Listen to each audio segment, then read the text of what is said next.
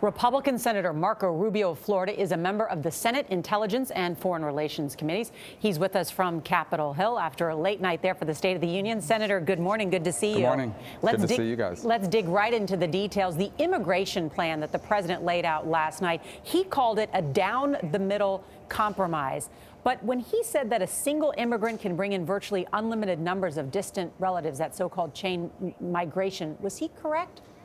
Well, it depends how you define distant relatives. They can't bring in their aunts and uncles, but they can, under current law, bring your parents, but then you can bring your siblings.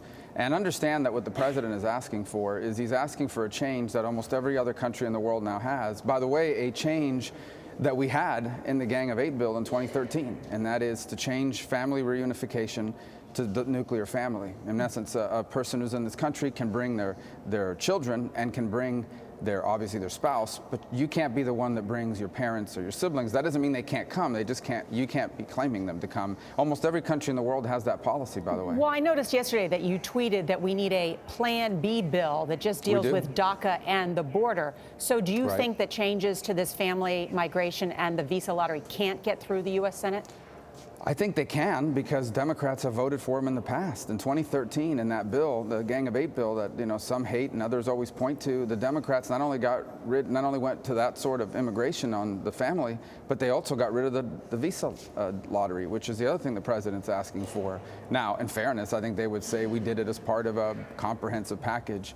But the truth of the matter is that those things can be done. I'm in favor of doing them, but I'm just saying that if somehow we just can't get those things done, then we should have a Plan B that basically focuses on border security and focuses on making sure that the people here under DACA now do not lose their status, give them something permanent. They know they're going to be here for the rest of their lives, and then fight another day or keep working on the path to citizenship.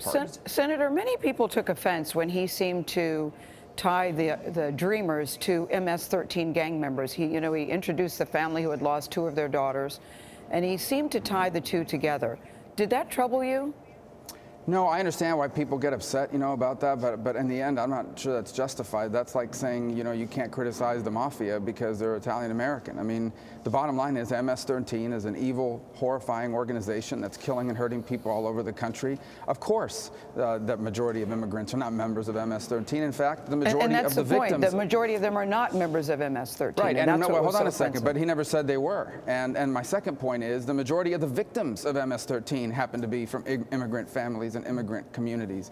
MS-13 does not go into Beverly Hills. MS-13 is in communities where other immigrants are living, and that is who they prey on, and that is who they harm. So when you're going after MS-13, first and foremost, you're going after a gang that is hurting immigrants. So I understand that in this environment, people want to say that, but I'm not sure that's a fair criticism. I really am not. Okay. Senator, let me ask you a question about Puerto Rico. The president mentioned all the different places that were hit by these storms, but Puerto Rico has had a tougher time of it. There's a lot of places that don't have power. Is the executive branch doing enough to make sure that Puerto Rico is going to be able to recover?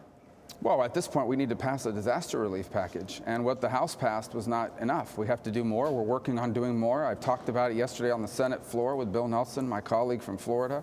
We've offered a series of amendments and ideas to make it even bigger, and we feel optimistic that we're going to be able to get that done. I would also say that it's not just the federal government. There are also responsibilities that lie in the governments in Puerto Rico, particularly the government of Puerto Rico, and there are some issues there as well. So, but I think that my biggest concern is that we did not respond at the federal level rapidly enough, and we didn't do enough early in the process at the federal level because we tried to treat it like a conventional storm, and it was not. But at this stage, there are things FEMA can do. I've disagreed with their decision, but we can do more. Senator, before we go, I know that last weekend you flew back from Florida to Washington to fire your chief of staff after learning the day before of allegations of improper conduct.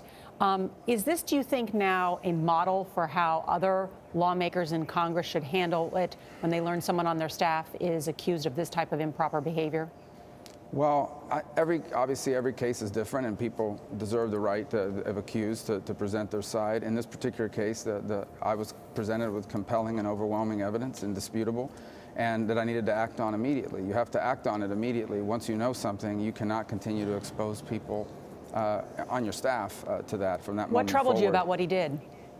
Well, the problem with discussing details is and this is why the victims and the people that came forward do not want to be publicly identified. And I hope you understand what I'm about to say. If I say enough details about this, people will be able to figure out who it is. It's one of those kinds of cases. And so I'm going to, now, if they ever decide to come forward publicly, I will support them 100%. But that's not where they are. I'm going to honor it, because if I don't, let me tell you what happens. Then people will be afraid to come forward because they don't want that to be part of the search engine results for the rest of their lives. Got it. All right, Senator Rubio, thank you very much for joining us Thanks this for morning. having me.